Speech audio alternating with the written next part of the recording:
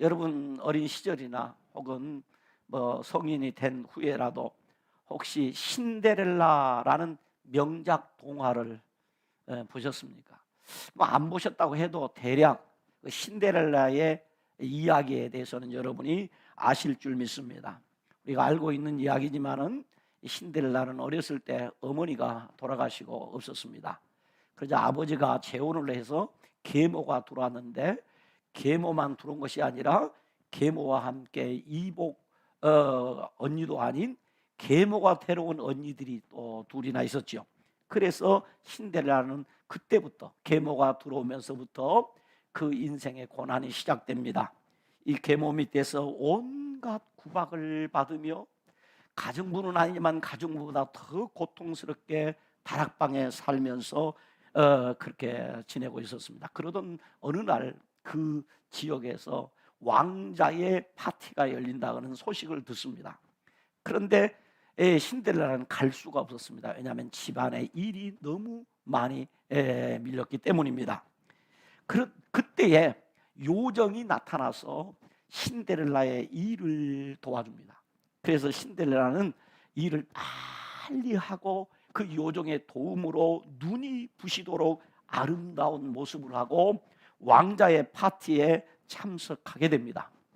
드디어 이제 그 잔치의 주인공인 왕자가 쫙 나올 때에 거기 모인 수많은 여인들이 그 왕자의 눈에 띄기 위해서 온갖 미모를 드러내는데, 이 왕자가 한눈에 딱 신데렐라를 보는 순간 사랑에 빠져버립니다.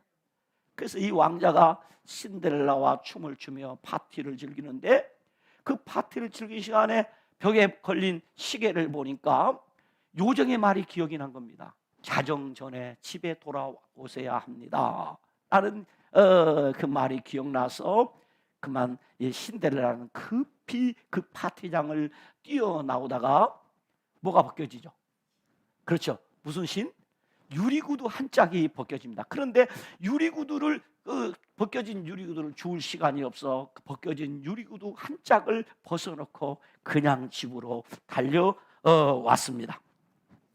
그런데 신데렐라를 뒤따라오던 왕자가, 신데렐라는 이미 떠나고 없는데 벗겨진 유리구두를 발견하게 됩니다.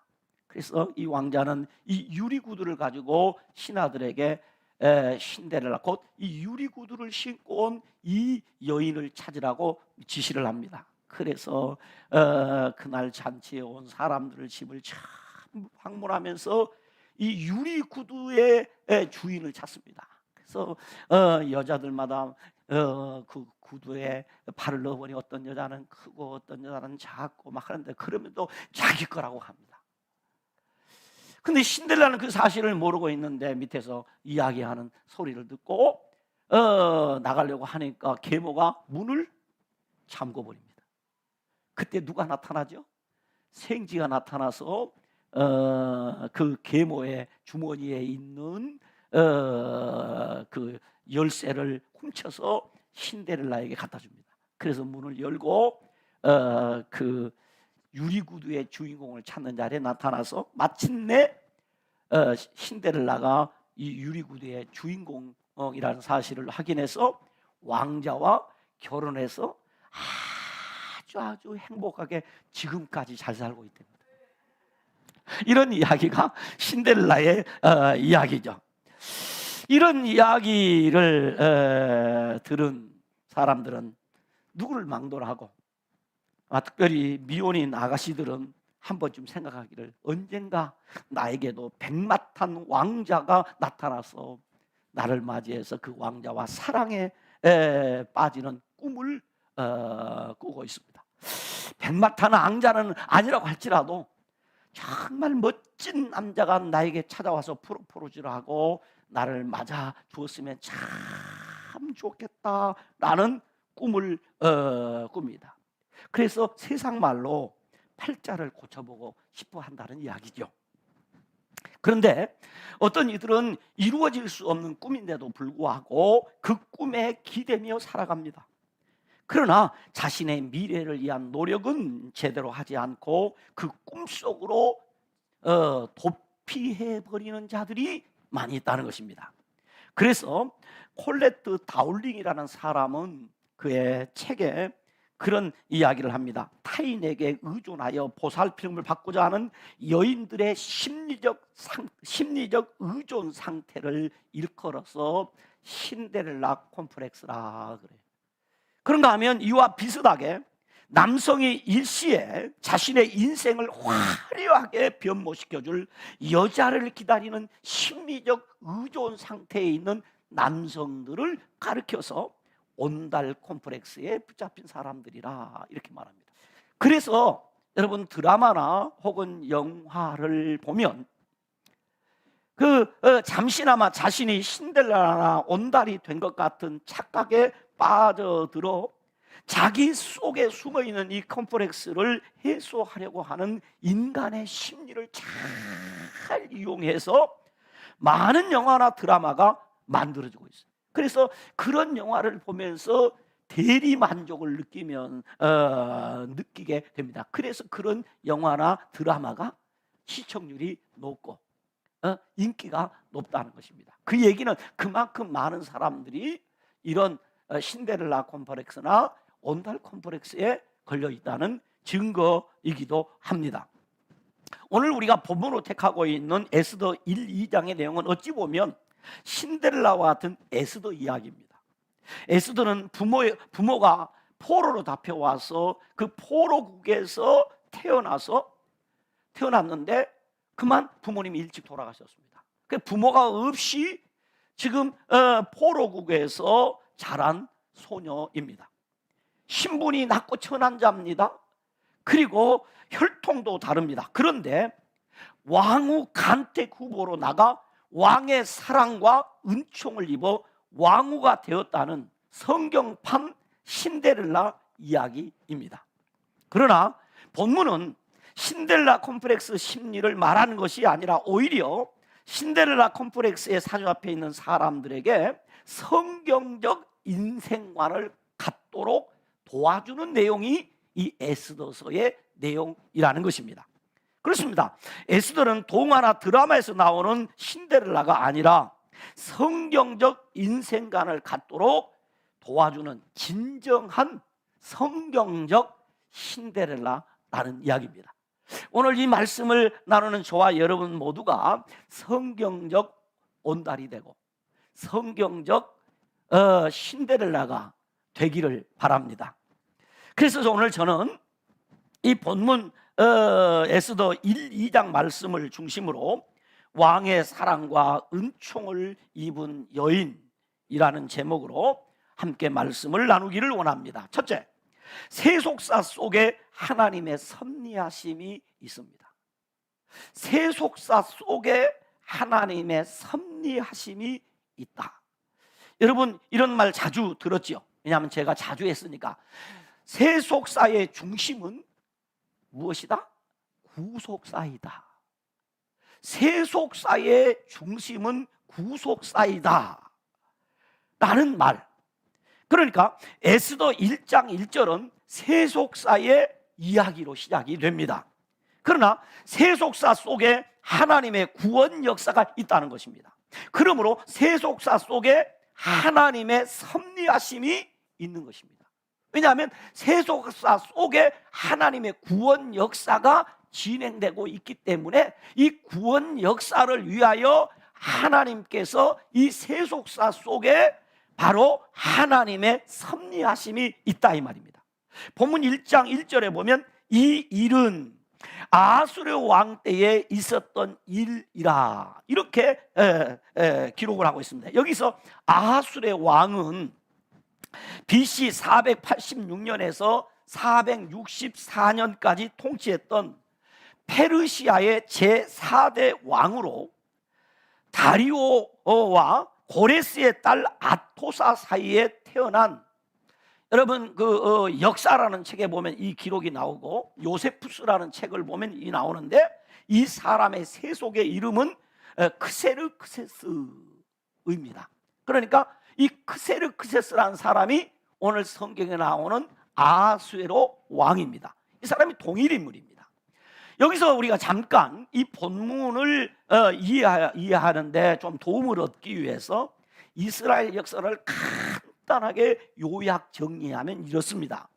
이스라엘은 사울 뒤를 이어서 다윗, 그 뒤를 이어서 솔로몬이 왕이 됩니다. 솔로몬의 뒤를 이어서 솔로몬의 아들 르호보암 시대에 이스라엘이 남북으로 분단이 됩니다. 갈라지게 되죠.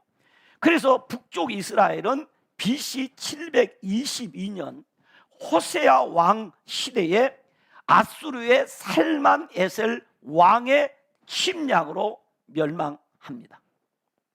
그리고 남쪽 유다는 BC 586년 시드기야 왕 때에 바벨론의 느부갓네살 대왕의 침략으로 멸망하게 됩니다.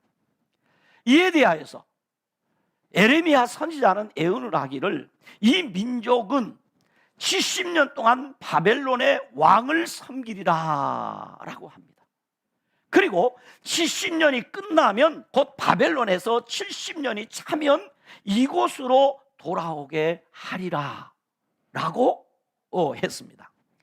그리고 예레미야의 예언의 때가 도래하자 세계의 패권은 바벨론에서 메데파사 곧 페르시아로 넘어갑니다.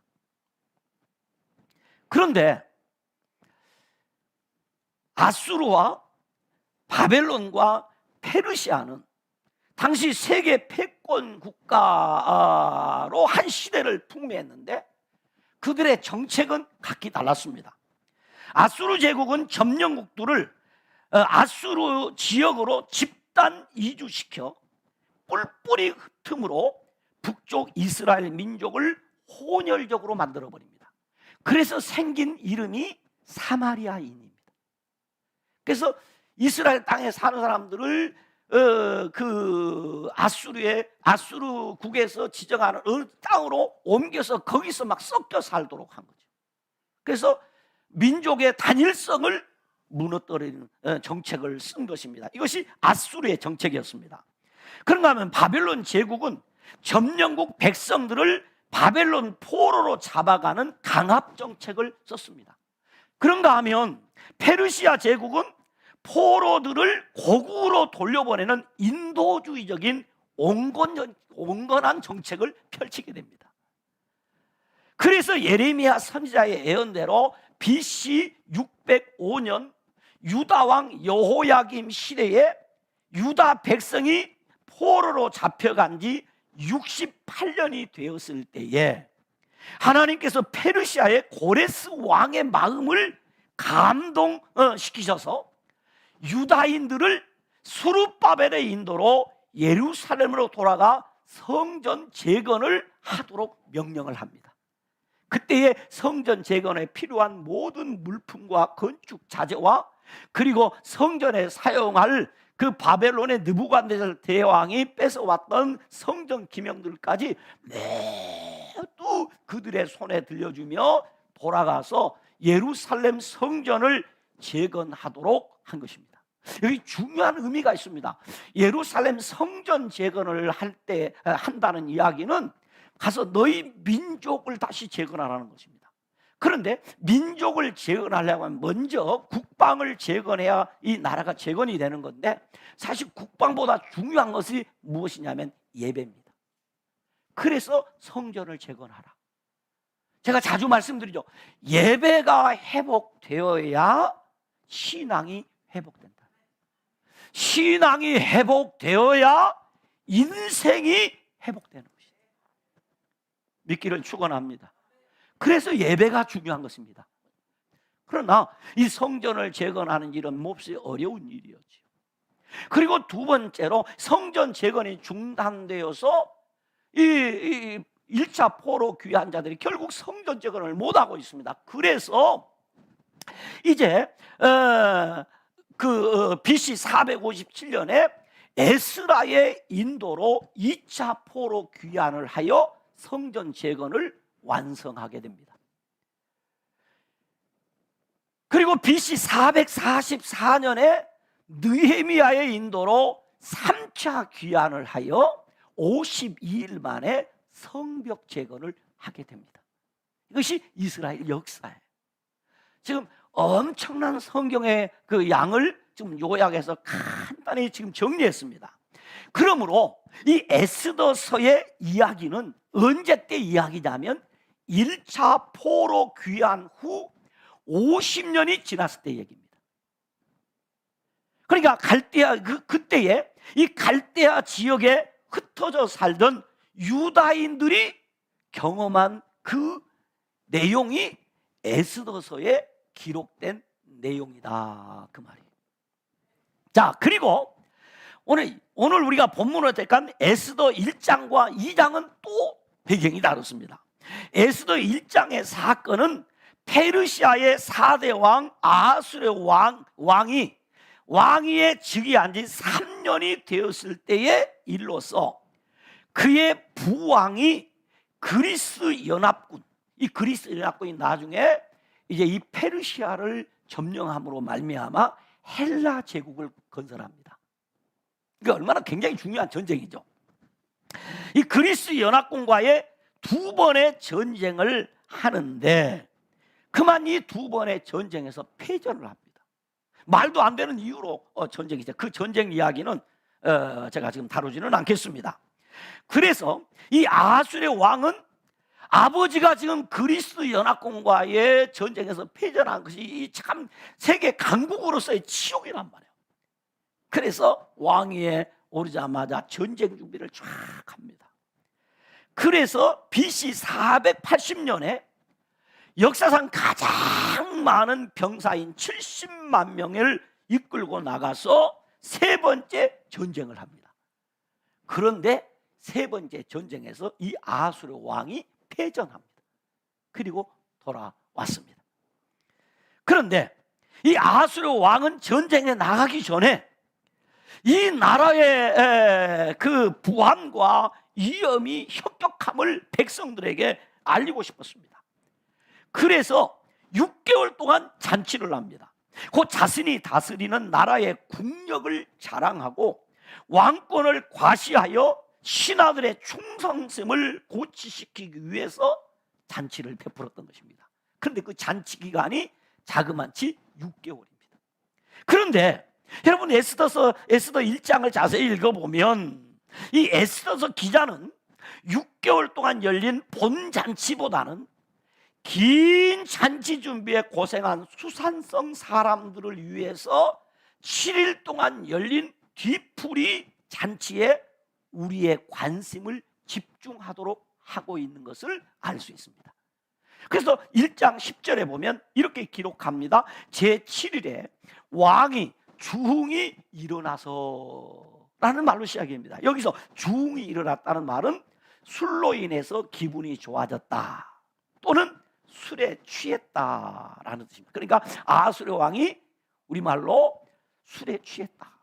술에 취한 왕은 내시들에게 왕후 와스디의 아리따움을 백성들에게 보이라고 합니다. 그런데 유대 문헌에 보면 이 아하수르 왕이 왕후 와스디에게 나와서 너의 아리따움을 보이라라는 이 말에 대해서 유대 문헌에 해석을 하기를 무엇이라고 해석했느냐면 왕은 왕후에게 그 왕이 씌워준 왕후의 관만 쓰고 전신 나체로 나오라고 했다는 것입니다. 그러니까 왕후 와스디가 어찌합니까? 왕의 부름에 나오지 않습니다. 거부합니다. 그래서 결국 말도 안 되는 이유로 왕후 와스디가 폐위당합니다. 이 이야기가 에스더 1장의 스토리입니다. 그렇다면 여기서 우리는 한 가지 의문이 들지 않습니까? 이 이야기와 이스라엘 백성과 무슨 연관이 있을까 하는 것입니다. 그리고 오늘 우리가 받아야 할 이 말씀을 통해서 오늘 우리가 받아야 될 영적 교훈은 무엇인가 라는 의문입니다. 여러분, 이 에스더서의 가장 큰 특징이 무엇인지 아십니까? 이 에스더서는 분명히 역사서에 포함된 성경입니다. 그런데 이 에스더서에는 하나님이라는 단어가 나오지 않습니다. 하나님이란 말씀이 안 나와요. 이것이 에스더서의 큰 특징입니다. 하나님의 이름이 한 번도 기록되어 있지 않다는 것이죠. 이것은 마치 겉으로 보기에는 하나님을 믿는 성도나 하나님을 믿지 않는 불신자나 삶의 겉모습은 큰 차이가 없다는 것이에요. 겉모습에 하나님의 이름이 기록되어 있지 않습니다. 그러나 에스더서에 하나님의 이름이 기록되어 있지 않다고 해서 하나님의 섭리와 하나님의 역사하심이 없다고 말할 수 있겠는가 이 말이에요. 에스더서에는 능력으로 섭리하시는 하나님의 세심한 인도하심이 아주 자세히 나타나 있습니다. 그렇습니다. 그래서 전제하고 들어간 게 있습니다. 세계사의 중심, 세속사의 중심은 구속사이다. 이 얘기는 이 세속사, 세계사 그 중심에 하나님의 섭리와 역사하심이 강력하게 지금도 진행되고 있다. 그렇습니다. 왕이 그토록 긴 잔치를 한 것도, 왕과 왕의 명령을 거역한 것도 모두 하나님의 섭리로 우리는 보아야 합니다.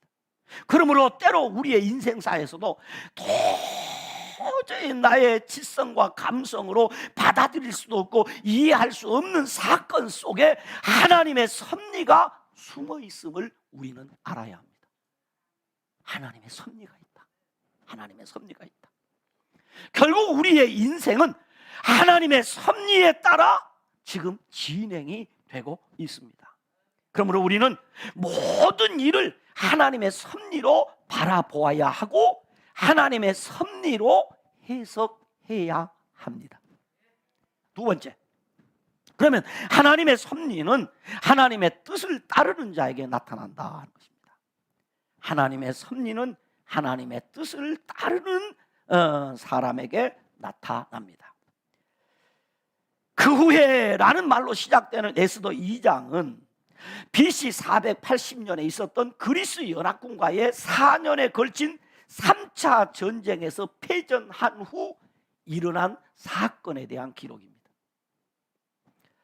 아수르 왕은 인도로부터 구수까지 127지방을 다스리는 왕이었습니다. 곧 지금의 이란을 중심으로 하여 인도와 파키스탄의 인더스강 유역과 수단 북부 에티오피아 지역과 유럽의 절반을 영토로 한 광대한 제국이었습니다. 이 페르시아 제국이. 그리고 경제력과 군사력을 갖춘 세계 최강의 나라였습니다. 그러나 전쟁에서 패전했습니다. 그리고 전쟁에서 패전하고 돌아온 아하수르 왕은 이제 그 엄청난 영토와 군사력과 경제력을 가지고 있고 많은 신하를 거느렸지만 그 마음의 허전함을 달랠 수가 없었어요. 이 외로운 마음, 쓸쓸한 마음을 품어줄 여인이 없는 왕궁은 아하수르 왕에게 있어서 왕궁이 아닙니다. 왕의 마음이 허전합니다. 한쪽 귀퉁이가 비어 있습니다. 그래서 오늘 성경은 말합니다.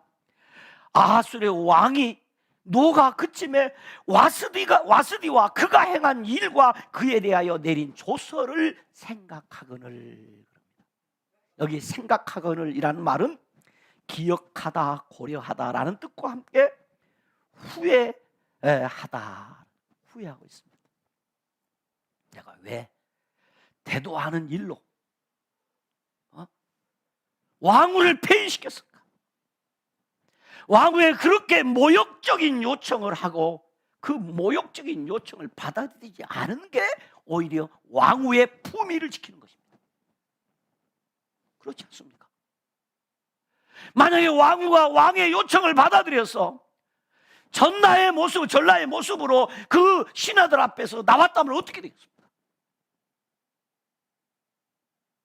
안 되는 일입니다. 그런데 와스디를 폐위시켰어요. 그래서 그것을 후회하고 있습니다.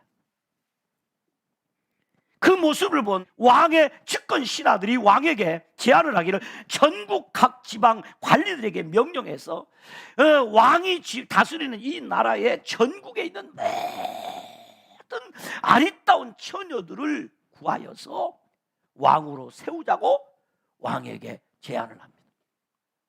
세우는데 이 모든 결정권은 왕이 전권을 행하시면 된다고 합니다. 그러자 왕이 왕후 간택을 허락을 합니다. 그러자 그 신하들이 바로 전국의 이 관리들에게 명령해서 왕후 간택하는 일을 시작을 합니다. 그때 유다인으로 바벨론의 느부갓네살 대왕이 예루살렘에서 포로로 잡아올 때에 끌려와서 수산성에 살고 있던 베냐민 사람 야일이라고 하는 사람의 아들 모르드게가 딸같이 돌보던 삼촌의 딸 하다사, 본명이 하다사입니다. 이 하다사 곧 에스더를 왕후 간택 후보로 잘 준비하고 있다가 이 조서가 떨어지자마자 에스더를 왕궁의 왕후 후보로 보냅니다. 그런데 여기서 우리는 하나의 의문을 또 갖게 됩니다. 어떻게 모르드게는 마치 왕후 간택하는 일이 있게 될 것이라고 알고 기다렸다는 듯이 왕후 간택이 발표되자마자 에스더를 왕후 후보로 내보낼 수 있었을까 하는 것입니다.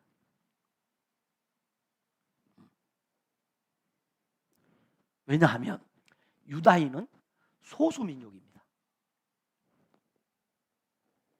그리고 지금 유다인들은 본국 귀환 명령이 떨어져서 본국 귀환이 진행되고 있습니다. 그러므로 언제 예루살렘으로 돌아가야 할지 모릅니다. 더욱이나 유다인의 원수인 아각 사람, 바로 아말렉 사람들이죠. 아각 사람 함무다다의 아들 하만이 고위직에 탁 버티고 있습니다. 그런데 어떻게 에스더를 왕후 간택 후보로 내보낼 수 있었느냐 하는 것입니다. 그러나 우리는 여기서 중요한 사실을 알게 됩니다.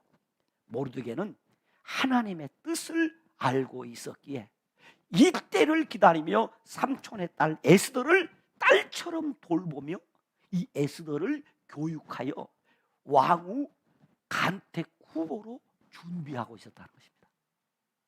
그래서 여러분 성경 보면 이 에스더가 하는 모든 행동은 모르드게의 지시에 의해서 움직입니다.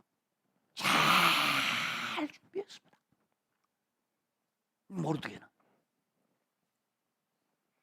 그리고 4장 14절에 가서 보면 유다인이 하만의 악한 괴계로 모두 죽게 될 위기에 모르드게는 에스더에게 사람을 보내어서 말합니다. 네가 왕후의 자리를 얻은 것이 이때, 바로 이때를 위함에 아닌지 누가 알겠느냐. 바로 이때를 위해서 너를 왕후의 자리에 하나님이 앉게 했다 이겁니다. 그러므로 모르드게가 분명히 하나님의 뜻을 알고 있었다는 것입니다. 그렇다면 모르드게는 어떻게 하나님의 뜻을 알고 에스더를 준비했을까 하는 것이죠. 바로 유다 나라가 멸망할 것을 예언했던 예레미야 70년의 예언, 그 예언을 했던 예레미야 선지자에게 하나님이 주신 말씀이 있습니다. 예레미야가 하나님께 받은 그 70년 예언을 하면서도 도저히 예레미야도 이해할 수 없는 일들이 벌어지고 있었습니다. 그때 예레미야가 낙심하고 좌절하고 있을 때에 하나님께서 예레미야에게 말씀하시기를, 예레미야 33장 2절로 3절에 일을 행하시는 여호와, 그것을 만들며 성취하시는 여호와, 그의 이름을 여호와라 하는 이가 이와 같이 이르시되 너는 내게 부르짖으라. 너는 내게 부르짖으라. 내가 네게 응답하겠고 그 다음 중요한 말씀합니다. 네가 알지 못하는, 너로서는 도저히 알 수 없는, 이 말이야, 알지 못하는 크고 은밀한 일을 내게 보이리라. 사람으로서는 알 수 없는 하나님의 크고 비밀은, 아주 큰 비밀을 하나님이 가르쳐 주겠다고 한 것입니다. 바로 느헤미야는 하나님 앞에 기도하는 사람이었습니다. 기도하는 동안에 하나님께서 느헤미야에게 이런 엄청난 왕후 폐위하는, 왕후가 폐위되는 이 엄청난 비밀의 사건을 하나님께서 느헤미야로 하여금 알도록 해주셨다는 거예요. 여러분, 하나님은 지금도 소리 없이 일하십니다. 하나님은 눈에 보이지 않게 지금 섭리하고 계십니다. 그런데 그 하나님의 섭리는 하나님의 뜻을 따르는 자에게 나타내 보여주신다는 거예요. 하나님은 유다 민족을 구원하시기 위한 기초를 모르드게로 하여금 준비하게 하셨습니다. 아하스로 왕으로 하여금 잔치를 길게 베풀게 하시고 왕후 와스디를 폐위케 하신 하나님께서 모르드게로 하여금 에스더를 왕후 간대 후보로 내보내게 하셔서 마침내 하나님께서 에스더로 하여금 왕후가 되도록 해주셨습니다. 이것은 페르시아 제국에 살던 유다인을 죽음 직전에 하나님이 보호하시고 하나님이 구원하시기 위한 하나님의 섭리와 뜻일 뿐만이 아니라 성공적인 성전 재건과 성벽 재건을 위한 2차, 3차 포로 귀환을 위한 하나님의 섭리와 뜻이었다는 것입니다. 그렇습니다. 눈에 보이지 않고 귀에 들리지 않는 하나님의 섭리는 하나님의 뜻을 따르는 사람에게 나타나는 것입니다. 그래서 우리는 그 하나님의 크고 비밀한 뜻을 알기 위해서 예레미야 선지자처럼 모르드게처럼 하나님 앞에 묻고 또 묻고 또 물으며 부르짖고 또 부르짖는 것입니다. 할렐루야. 마지막입니다. 세 번째는 최선의 결과는 은혜로 열매를 맺게 됩니다. 최선의 결과는 은혜로 열매를 맺게 된다. 하나님의 섭리와 뜻을 따라 에스더는 왕후 간택후보로 나갈 기회를 얻었습니다. 그런데 본문에 보면 에스더는 모르드게의 지도대로 주어진 상황에 최선을 다하고 있음을 우리는 볼 수 있습니다. 보십시오. 에스더는 기본적으로 미모가 뛰어났습니다. 뛰어나지 아니하면 왕후 후보로 나갈 수도 없습니다. 왜? 그냥 나가는 것이 아닙니다. 지역에서 뽑아서 나가는 거니까. 그러나 12달 동안 이 일을 주관하는 헤게의 지시대로 최선을 다해서 미모를 가다듬고 또 가다듬었습니다. 주어진 상황에서 최선을 다해 왕이 한눈에 반할 정도로 내적으로 외적으로 그 미를 갖춥니다. 그런데 보십시오.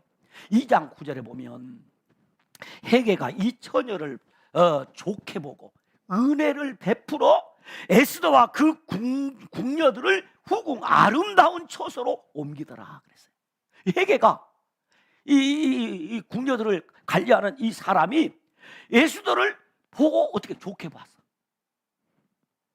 그리고 은혜를 베풀어 주셨어. 그리고 2장 15절에 보면 에스더가 모든 보는 자에게 어떻게 되더라? 사랑을 받더라. 보는 사람마다 에스더 보니까 잘 됐으면 좋겠다. 어쩌면 그렇게 사람이 아름답고 내적으로 품위가 있고 그럴까 하고 에스더를 보면 사람들이 좋아하는 거예요. 그리고 16절로 17절에 보면 에스더가 왕궁에 인도되어 들어가서 왕 앞에 나가니 왕이 모든 여자보다 에스더를 더 사랑하므로 그가 모든 처녀보다 왕 앞에 은총을 얻은지라. 에스더는 최선을 다해서 준비했습니다.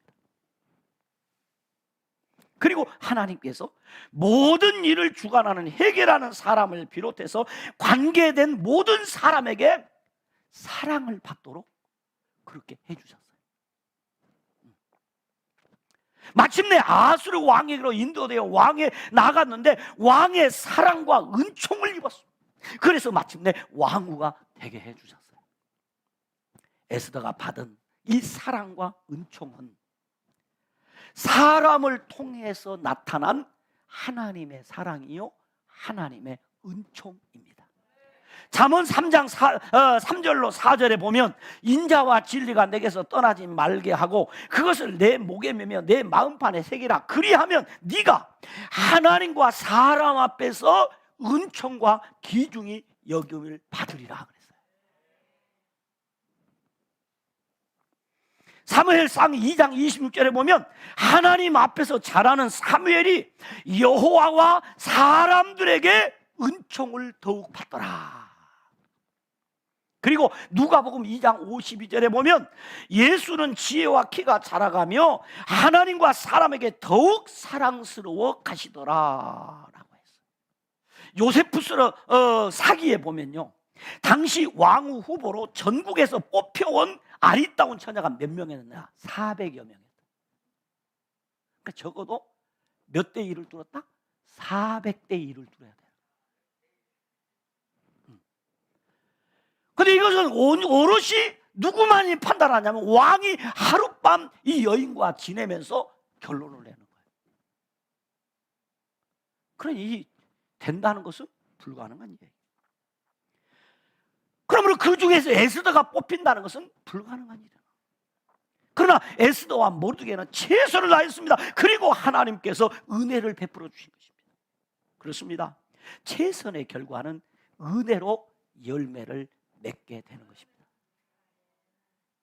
최선의 결과는 은혜로 열매를 맺게 된다. 우리가 받은 구원도 마찬가지입니다. 우리가 구원받을 것은 구원받는 것은 불가능한 일입니다. 나 같은 죄인이 어떻게 구원받습니까? 나 같은 죄인이 어떻게 하나님의 백성이 될 수 있으며 불가능한 일이죠. 그러나 하나님께서 예수 그리스도를 통해 우리를 구원해 주셨습니다. 그러므로 우리는 최선을 다해서 주님을 섬기는 것입니다. 최선을 다해서 주님을 섬기는 것입니다. 정말 하나님의 은혜로 내가 구원을 받았다는 이 사실을 확실히 믿는다면, 나는 하나님의 섭리적 역사로만 살아가야 되는 사람인 것을 확실히 내가 알고 믿는 사람이라면 우리는 최선을 다해서 주님을 섬겨야 하는 것입니다. 하나님의 사랑과 은총을 입은 성도 여러분, 우리는 내가 무엇이 되느냐보다 더 중요한 것은 내가 하나님 앞에서 어떻게 쓰임을 받느냐 하는 것입니다. 그런데 많은 경우 내 뜻은 무엇이 되는데 초점을 맞추고 우리는 살아갑니다. 내가 무엇이 되느냐, 무엇이 되느냐.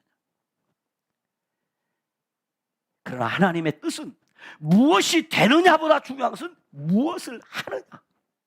내가 무엇을 하느냐, 거기에 초점을 맞춘다는 거죠. 진정한 성경판 신데렐라는 내 뜻보다는 하나님의 뜻과 섭리를 생각하며 최선을 다하는 삶을 사는 사람입니다. 하나님의 섭리와 뜻을 생각하며 최선을 다하는 사람에게 하나님께서는 반드시 은혜로 열매를 맺게 하십니다. 그러므로 성도는 하나님의 섭리와 뜻 안에서 최선의 삶을 살아야 합니다. 모르드게와 에스더처럼 하나님의 섭리를 바라보고 하나님의 뜻을 구하며 주어진 상황과 환경 속에서 최선을 다하는 사람이 진짜 하나님의 사랑과 은총을 입은 성경판 신데렐라입니다. 하나님의 뜻과 섭리와 뜻이 나를 고통스럽게 하더라도 최선을 다하는 사람에게 하나님의 사랑과 은총은 임하고 은혜의 열매는 맺게 되는 것입니다. 그러므로 성도는 하나님의 뜻과 섭리 안에서 최선의 삶을 살아야 합니다. 기도하겠습니다. 하나님 아버지, 그렇습니다.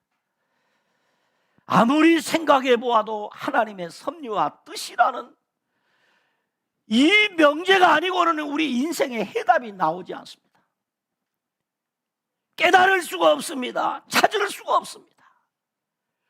모두가 하나님의 섭리였습니다.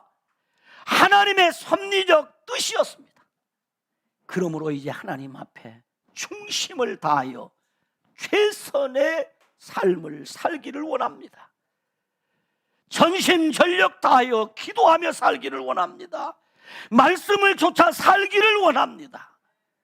하나님, 내가 무엇이 되는가 보다 중요한 것은 하나님 앞에 내가 어떻게 쓰임받느냐 하는 것이 더 중요하다는 사실을 알았습니다. 하나님, 이제 하나님의 섭리를 바라보며 하나님의 뜻을 붙잡고 최선의 신앙의 경주를 할 수 있도록 은혜를 베푸셔서 은혜의 그 열매가 있는 삶을 살게 하여 주시옵소서. 예수님 이름으로 기도드리옵나이다. 아멘.